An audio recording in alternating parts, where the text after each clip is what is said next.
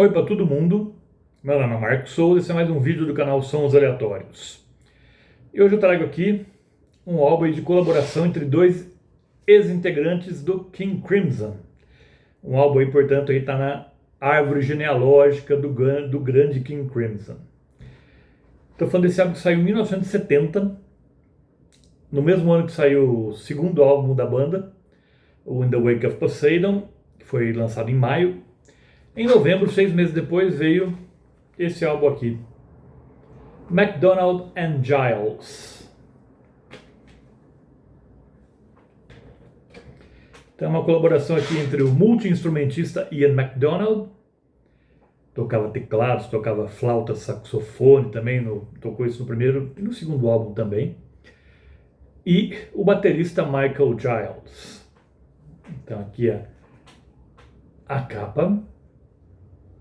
Aqui o Michael Giles com a esposa, ou namorada, não sei se eram casados. E aqui o Ian MacDonald e essa moça que teve uma certa relevância no rock britânico. Ela é Judy Dybel, que participou aí do Fairport Convention. Foi a primeira vocalista do Fairport Convention, apareceu infelizmente no primeiro disco, desculpe. O primeiro disco foi o único dela, depois ela seria substituída pela Sandy Denny, que é espetacular, maravilhosa, mas a Judy Dybel foi meio que chutada de uma forma meio esquisita ali.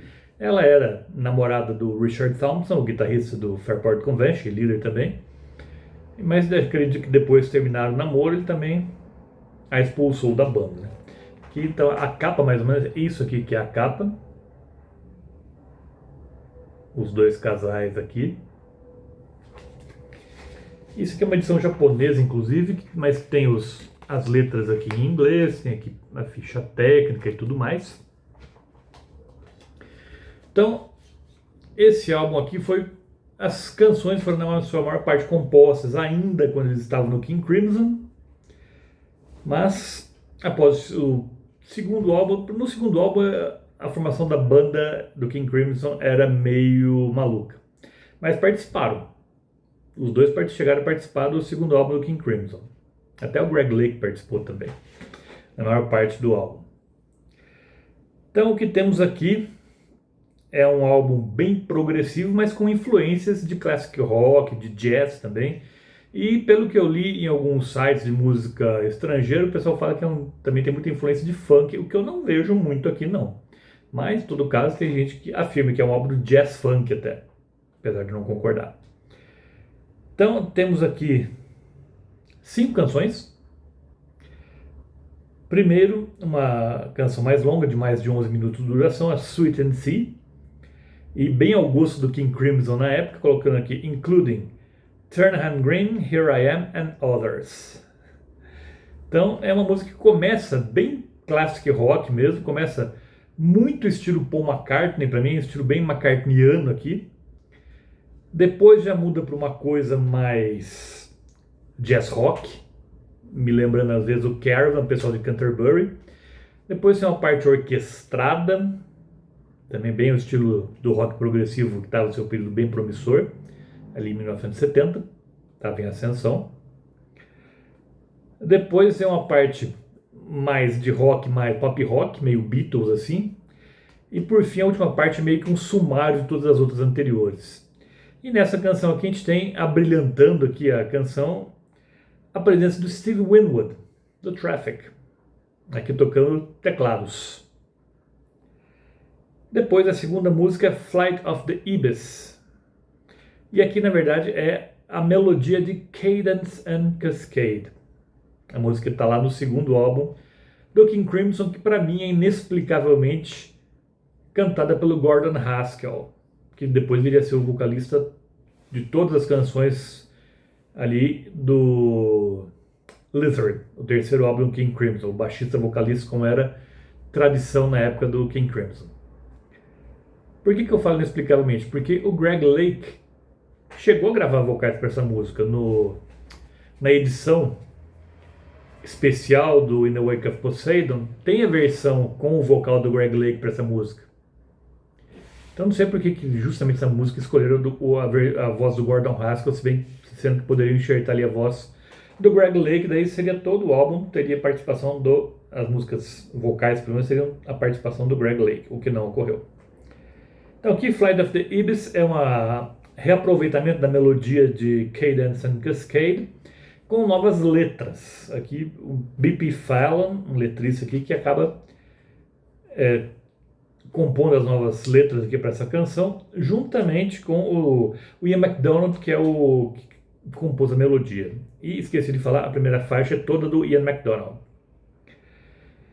Depois temos Is She Waiting, uma balada pungente, melancólica, sofrida e com influência de música medieval, renascentista também, e do Ian MacDonald. Uma faixa belíssima também, mas que ela pinga ali melancolia, fel ali, mas é uma faixa muito bonita de se ouvir. Depois, Tomorrow's People, The Children of Today. A faixa aqui é do Michael Giles, sabe, compor letra e música dele, que ele fez em homenagem às filhas dele, que até aqui no encaixe está escrito que foi a canção foi dedicada às filhas dele, a Tina e a Mandy.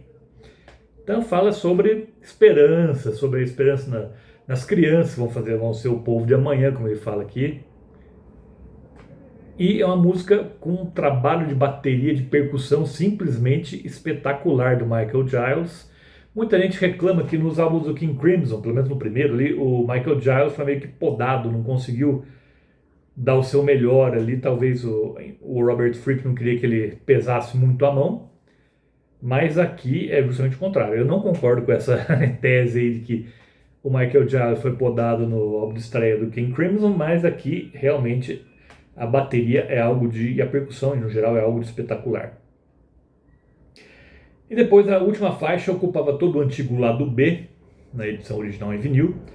É uma suíte também chamada Birdman, que tem 6 partes. Aqui, Birdman Involving The Inventor's Dream, ou UAT, que é a primeira parte.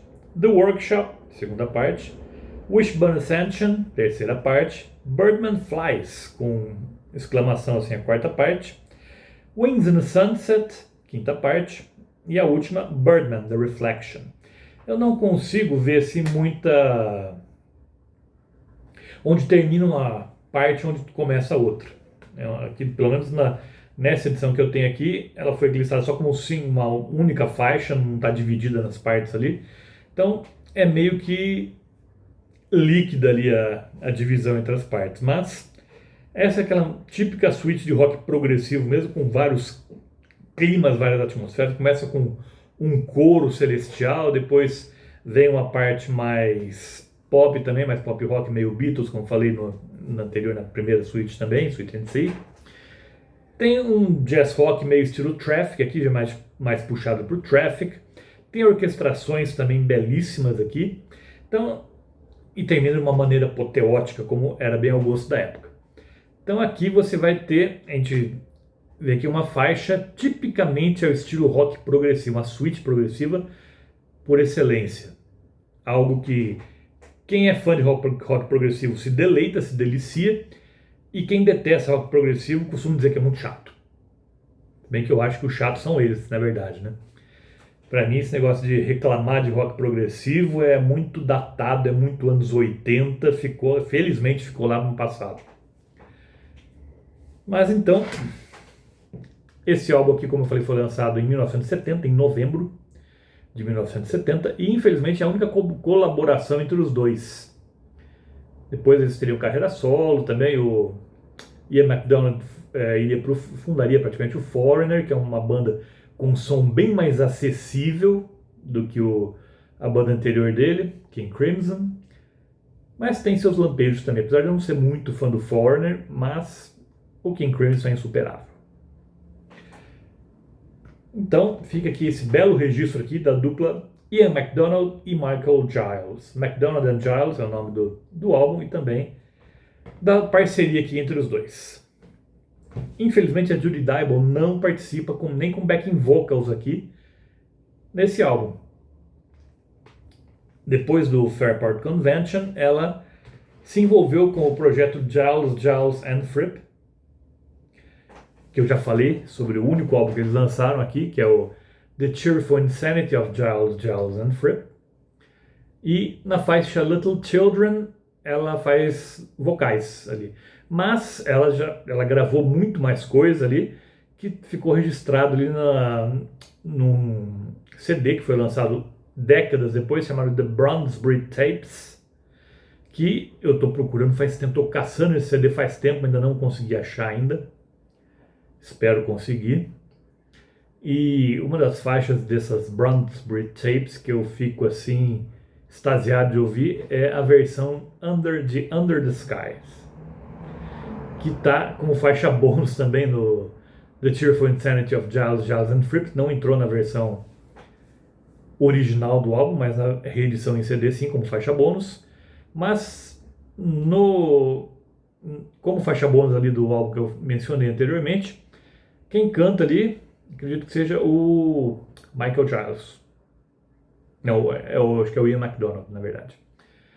Não, nem o Michael Giles, eu acho. O Ian MacDonald nem participou desse. Mas, nessa Brunsbury Tapes, a Judy Dybel canta uma versão espetacular de Under the Sky, que é de arrepiar de tão linda que é. Então eu espero encontrar esse CD que não é muito fácil de ser encontrado. E lembro vocês, toda terça-feira tem vídeo novo aqui no canal. Por hoje eu fico por aqui. Vejo vocês na próxima terça-feira. Até lá!